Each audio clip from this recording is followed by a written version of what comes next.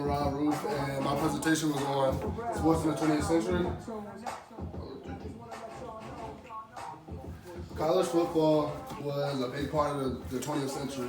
In the 1900s, the evolution of the helmets went from leather padding covering your ears and a chin strap to being based on plastic helmets with foam inside of it and face masks.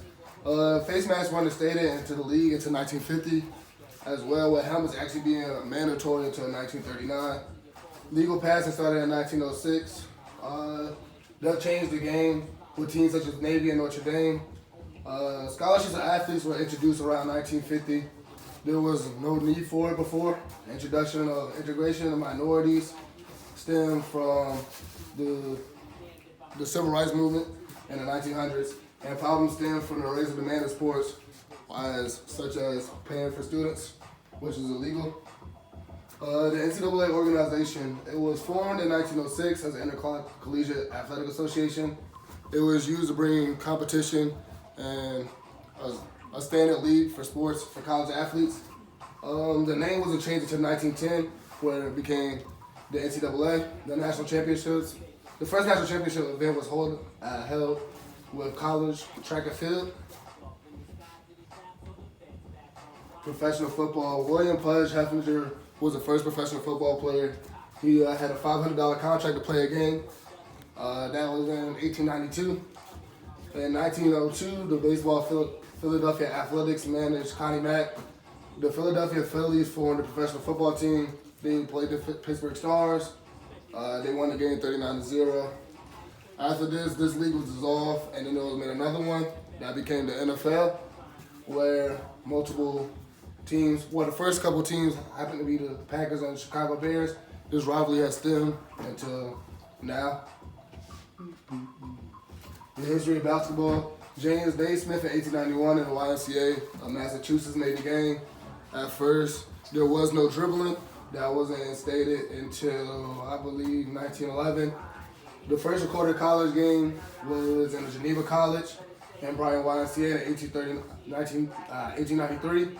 Professional basketball leagues began with 6 teams. The Celtics were the first champion, but that's actually not the champion. The Boston Celtics that are today. The Basketball Association was formed and later changed its name to the National Basketball Association in 1949. The rules of basketball have changed dramatically over time. The first limited possession was in 1933, where teams were required to advance the ball over the center or half court in 10 seconds. The rule was changed in 1936, where it was pushed to 8 seconds. In 1936, the 3-second rule was also instated due to Will Chamberlain. Dribbling was not part of the original game, as I said earlier. You could only take one dribble in 1906, but after that, you had to pass the ball. You were not allowed to shoot. The three-point line was not instated until the 1980s. High school basketball.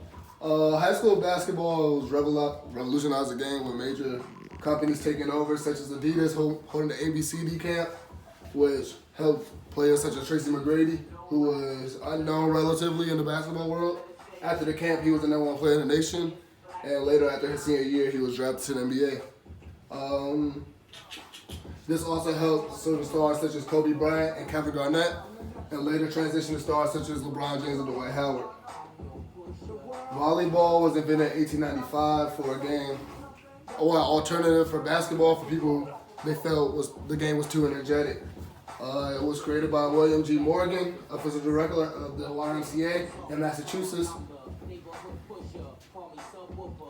Sports for women. In the 20th century, women were seen as weak, but due to the suffrage movement, there was increase in the demand for sports for women. At first, they were not allowed to compete in other sports instead of field and ice hockey, tennis, archery, golf, and croquet. Stars such as Serena Williams helped fight for equal pay. And that's the end of my project.